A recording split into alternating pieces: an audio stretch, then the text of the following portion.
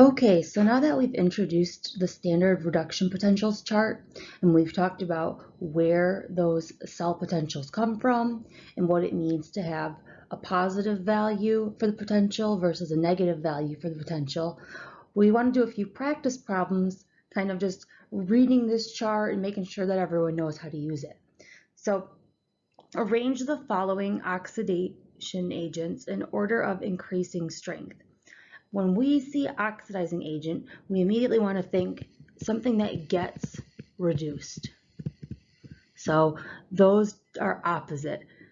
And things that get reduced are going to be usually at the top of the standard reduction potential chart, but remember everything on that chart is written as if it is a reduction.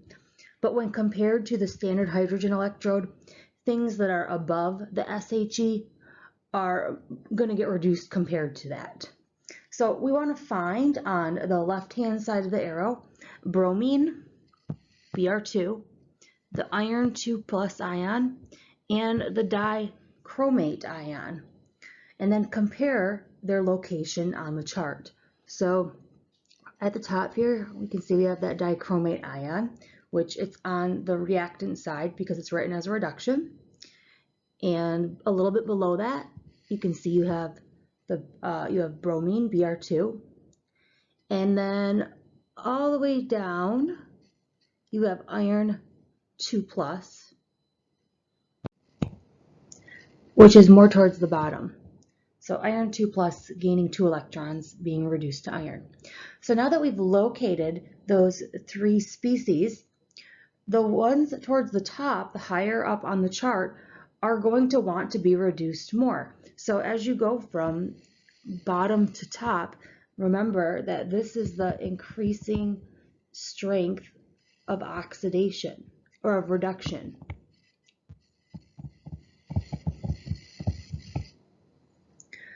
So now listing these in order of increasing strength then, the weakest would be that iron 2+ ion, followed by bromine, and then the best one, the best oxidizing agent would be that dichromate ion.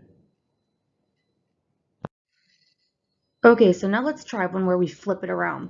Arrange the following reducing agents in order of increasing strength. So if we're saying reducing agents, that really means the species that gets oxidized.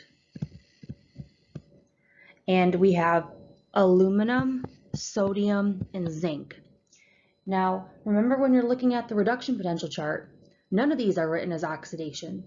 They're all written as reductions. So we have to imagine that we flipped the products to the reactant side and the reactants to the product side. Like if we were to look at, for example, sodium on there, that's written as a reduction. But if we wanted to write it as an oxidation, we would actually write it as Na going to Na plus an electron. Remember, oxidation has electrons as a product. So we don't have to rewrite these. We can just imagine in our head that they are flipped around backwards. And when we're talking about something getting oxidized, we're looking at that right-hand side of that arrow then. So we're going to want to locate all three of those species.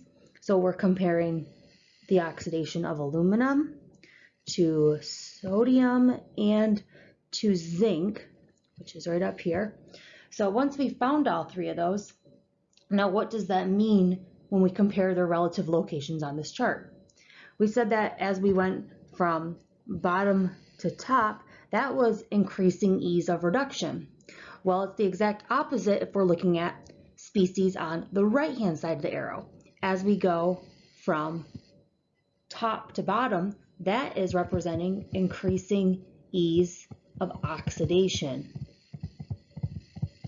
So now we can compare these reducing agents in order of their increasing strength. The weakest one would be zinc, followed by aluminum, and the strongest reducing agent, or who wants to get oxidized the most, would be sodium. Next, let's try an example where we calculate the standard cell potential, or E cell naught for short, for a redox reaction. We have aqueous silver ions plus solid zinc forming solid silver and aqueous zinc ions. So our silver started out as a +1 charge, and it went to solid silver, which has 0 charge. So that's representing a decrease in the oxidation state, which is reduction. And our zinc started out at 0 charge, and it became an ion with a +2 charge, so it increased in oxidation state, or in other words, it was oxidized. So if we write our two half reactions, we would see that we have our reduction reaction, which is 2Ag plus, and it's going to 2Ag, and each silver ion has a +1 charge, so for the balanced half reaction, it would be +2 electrons. And for our oxidation half reaction, we have zinc, which is a solid, and that is becoming zinc 2+ ions, and it's losing 2 electrons. So our electrons are a product. Now, looking at our standard reduction potential chart, we're going to copy down the standard reduction potential in volts for each of those two half reactions. So we're just going to copy them down exactly as they're written off the chart, even though one of our reactions is written as an oxidation. We're not going to change anything about it. So our standard reduction potential for silver off of the chart is going to be 0.80 volts. And our standard reduction potential for zinc off of the chart is going to be -0.76 volts. Now, if you recall from a previous lecture, we talked about how we could calculate the E cell, and we had a formula. The standard cell potential was equal to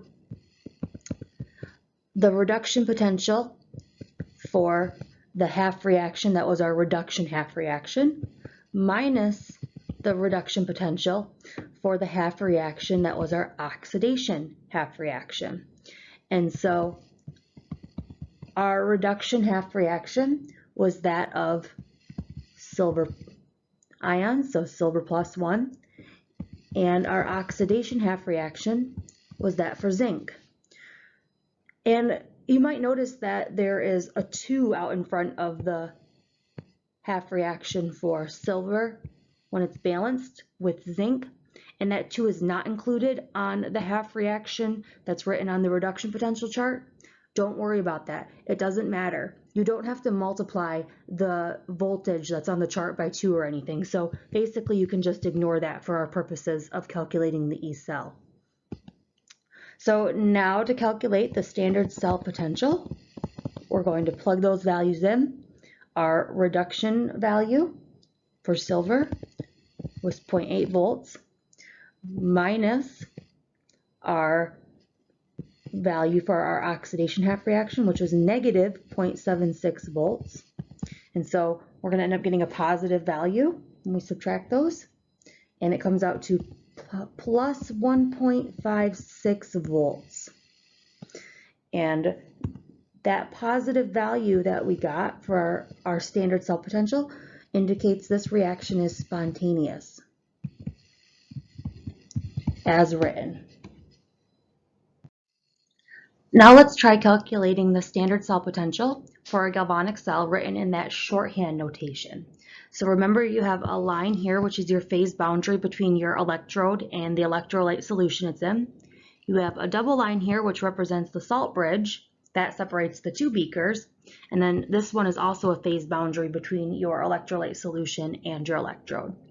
If we want, we can convert our standard cell notation into essentially a redox reaction written out the long way, or the traditional way as well.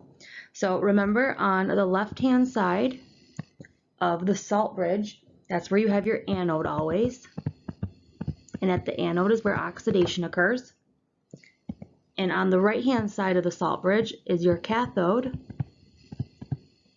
And your cathode is where reduction occurs. So We have chromium being oxidized to chromium 3+, and we have tin 2+ being reduced down to solid tin. So we could write this out as a full reaction if we wanted to. We would have chromium solid plus tin 2+ aqueous ions going to aqueous chromium 3+ ions plus solid tin. So placing those in the correct reactant and product locations. So you want to practice being able to go back and forth between cell notation, writing out the full galvanic cell picture-wise, and also just writing it out as an equation if you need to. So now calculating the cell potential, we want to write out our oxidation and reduction half reactions. So we can see our oxidation half reaction is going to be that of our chromium. So we have chromium becoming chromium 3+, and it would have lost 3 electrons in that process. Our reduction half reaction is that of tin 2+, and it would gain 2 electrons to become reduced down to tin. And now you're going to pull out your standard reduction potential chart and look up those values all as reduction potential voltages. And for our chromium half reaction, even though it's written as an oxidation, we're going to pull that number off the chart, off that reduction potential chart, and it's negative 0.74 volts. And we should see the exact reduction reaction for our tin because that one's already written as a reduction. And off the chart, that's negative 0.14 volts. And then to calculate our standard cell potential, we're going to take the reduction potential for our reduction half reaction minus the reduction potential for our oxidation half reaction. And so we're going to have the reduction potential for our tin half reaction minus the reduction potential for our chromium half reaction. So our E cell comes out to being, we have negative 0.14 volts minus negative 0.74 volts, which gives us a positive 0.60 volts. And we got a positive value for our E cell, so this is another example of a spontaneous reaction.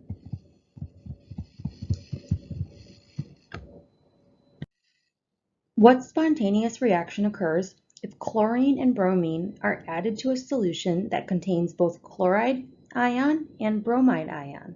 Assume standard conditions. So in order to answer this, we have to consult our reduction potential chart, and we also want to know that an E cell that we calculate that is positive means the reaction is spontaneous, and if we calculate an E cell and it's negative, that means that the reaction is non-spontaneous as written. So after we identify kind of what redox reactions will occur, we'll also calculate the E cell just to confirm that we get a positive value because the question wants to know what reaction is going to be spontaneous. So looking at this shortened version of our reduction potential chart, let's identify where chlorine and bromine are. So Cl2 is right here and Br2 is right here. Now notice that chlorine is higher on the reduction potential chart than bromine. And so what we learned about that is that Cl2 wants to be reduced more than Br2. It has a higher number for its standard reduction potential, its voltage. So 1.36 versus 1.07. Now they're both positive values, which means that they're both pretty good reducers or oxidizing agents. So they both will undergo reduction when paired with the right thing. But in a mixture together, the one that's higher on the chart is going to become the one that gets reduced because it's kind of a tug of war between them. And so the chlorine is going to win in terms of the reduction. So Our reduction half reaction then is going to be Cl2 plus 2 electrons becoming 2 Cl minus chloride. And that's going to force then the other reaction to go in the opposite direction. Since that one is our reduction, the other one has to be an oxidation. So we're going to take the bromine reaction and we're going to flip it around and write it as an oxidation.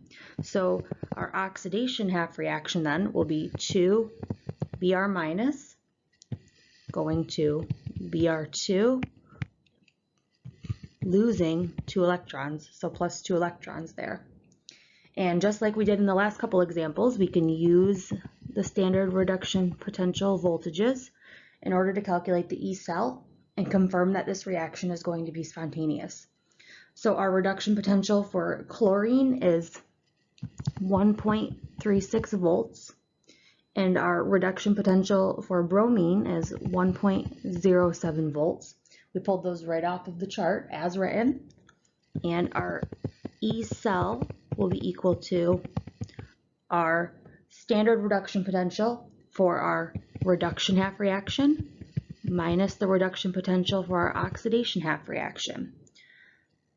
And so that's going to correspond to our E cell for our Cl2 minus our E cell for our Br2. Our standard cell potential then will come out to being 1.36 volts minus 1.07 volts, which gives us a positive 0.29 volts. So we did still get a positive value when we calculated the cell potential, which tells us it is spontaneous.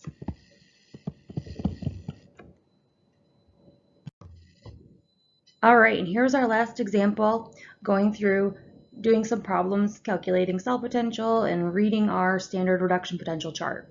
Will the following reaction occur spontaneously? And so E cell positive, spontaneous, E cell negative, non-spontaneous.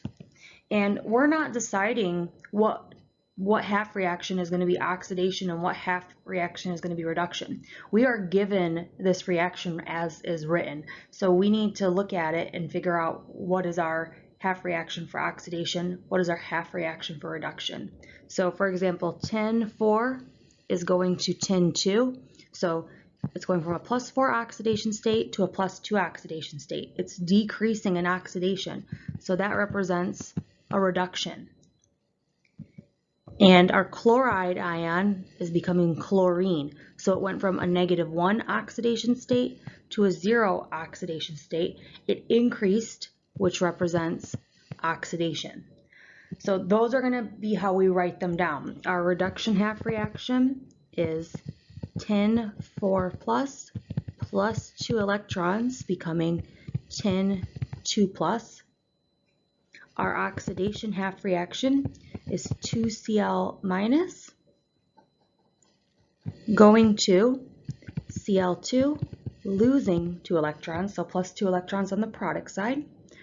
Our standard reduction potential in volts off of our chart for our tin reduction is 0.15 volts, and for our chlorine reduction potential, that's 1.36 volts. And so our E cell is going to be our reduction potential minus our oxidation potential. So we're going to end up with 0.15 volts minus 1.36 volts. And that gives us a negative 1.21 volts. And so in this example, for our first one, we got a negative value for our cell potential. So that negative value tells us that this reaction will be non-spontaneous as written. So if we wanted a spontaneous reaction, we actually would have to flip this around and write our reactants as products and our products as reactants in order for it to just occur without any external influence.